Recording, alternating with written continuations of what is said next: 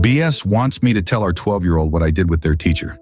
I, 32F, attended a party in March where I got drunk and ended up having a one-night stand with our child's PE teacher. I've lived here all my life, and the teacher used to be my high school classmate. I know we had a thing for each other back then, but we never did anything about it, especially because we're the same sex, and it wasn't such an open society back then. Now another old classmate decides to come back home to get married, and it was their bachelorette. I can honestly say this wasn't a drunken mistake. I mean, I could feel the sexual tension between me and AP. It's almost as if I got drunk intentionally to push guilt aside. And we did it more than once that night after the party. I knew what was going to happen, and I let it happen. I confessed everything to BS a week later because I just couldn't hold in or cover the guilt anymore. I also hoped that it being same-sex would lessen the blow, but it didn't. They even seemed more angered. They were raised Christian. BS left the house for 2 days, then moved into the guest room when they came back. They have also refused to eat anything I make, even today, which I understand and take no offense at all. Thankfully, it doesn't seem like our child has noticed much any of this hostility yet. It took up to a month before we finally struggled through the first conversation after my confession, and I was completely open and transparent. 100%.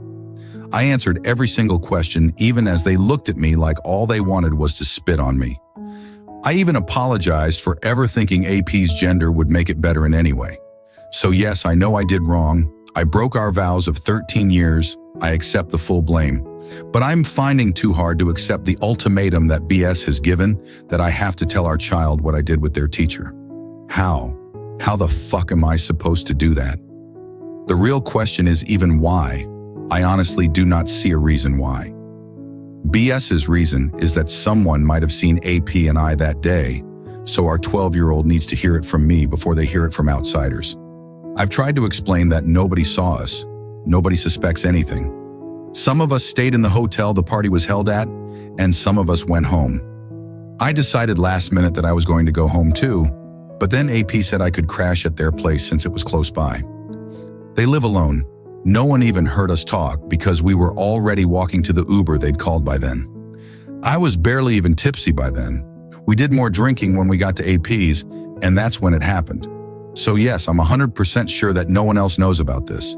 The teacher has sworn never to say anything because they don't want to lose their job and the kids they have in training. So why? Why do I have to burden our child with this? BP hasn't threatened to do it if I won't, but it feels like they might say this soon. It seems like this is so important to them for some reason.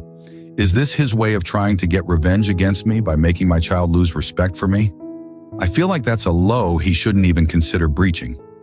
What we need now is MC. But they have refused because it's a small town and everyone knows everyone.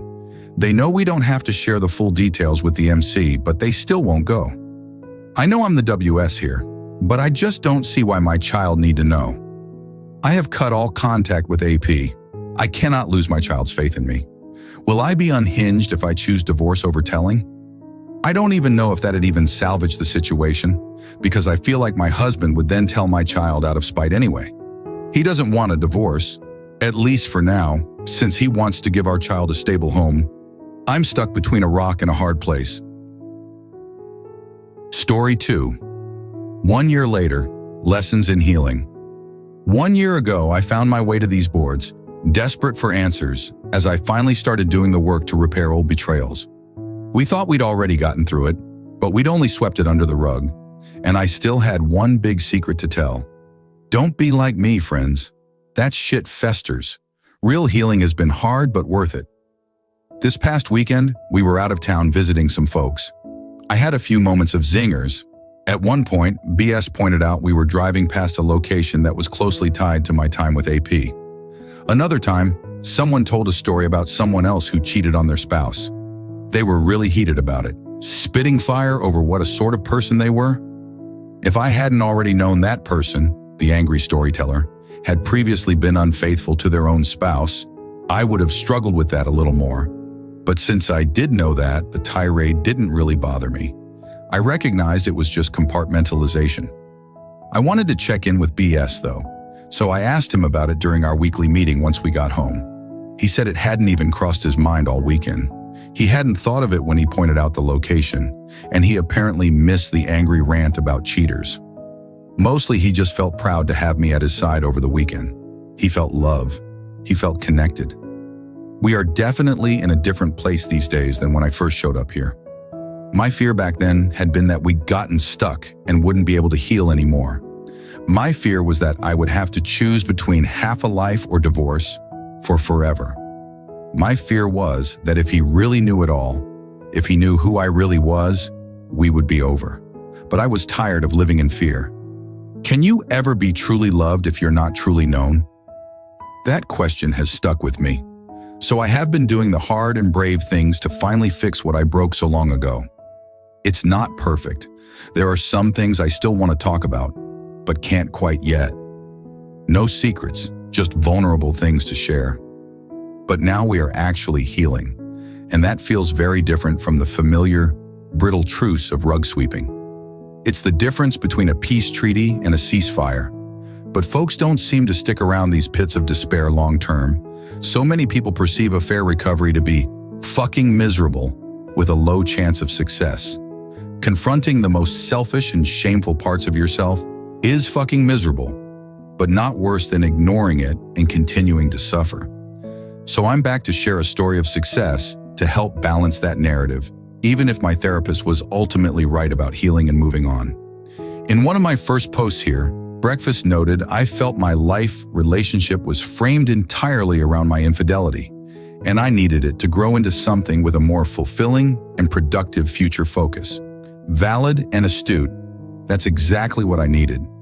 First, we had to do the hard parts of healing, to give BS what he really needed, but now our focus is on more. We tried joining an affair recovery community as a way to move forward together, but that wasn't the right fit for us. We also started exploring a different interest together, but there wasn't much community related to that, so I created one. And now we have a group of over 200 people with similar interests in self-growth. That has been pretty cool, actually. Not only do we get to enjoy something fun in a setting that cultivates intimacy, time, space, the intention to be vulnerable and connect, we get to feel like we are building something new together, creating the satisfying future we want to have, and not just burdened by a past we can't change. I could gush about my BS forever.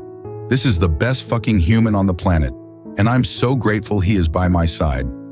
I absolutely did not deserve all the chances he gave me to get my shit together, but I'm so thankful for them. I am a better person because of him, and he is a better person because of me. Not because I cheated on him. Don't be dense. I'm more than just that, you know? We both know we are better together, and we've both worked hard to better meet each other's needs.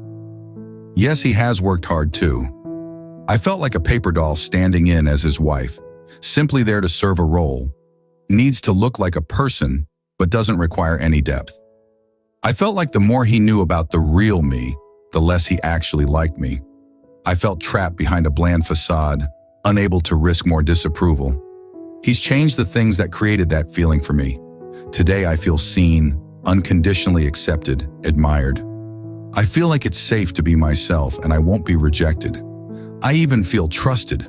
A couple months ago, BS made me an offer, a privilege I didn't think I would ever have again. I was surprised, but that really felt like trust. I declined it, for reasons that surprised him. For him, that reinforced that I was worthy of his trust. His offer was genuine, not a trap. I just pointed out concerns he hadn't considered and which showed him that I absolutely prioritize our relationship. That was a really good moment. So that is what healing looks like for us, 11 plus years after infidelity and 6 months post final D-Day. I'm sure I'll still pop in from time to time. I just wanted to leave some resolution for those who come looking for stories later. It has been really fucking hard, y'all. Grab your courage and do it anyway, because it's worth doing. I think even if we'd ended up splitting, I would be here saying the same thing, because it was honestly killing me to fake it like that. I feel much more at peace with myself now, not in an I don't care that I hurt him sort of way, but in an I feel congruent with my soul now, finally kind of way. If you have some truth you still need to trickle, let this be your sign. Trust me, you'll just end up back here in 10 years if you don't. It's really inspiring to see how far you've come and how much work you've put into genuine healing, both for yourself and your relationship. It's clear that you've faced some incredibly difficult truths and made the conscious choice to confront them head-on rather than sweeping them under the rug. That takes a lot of courage.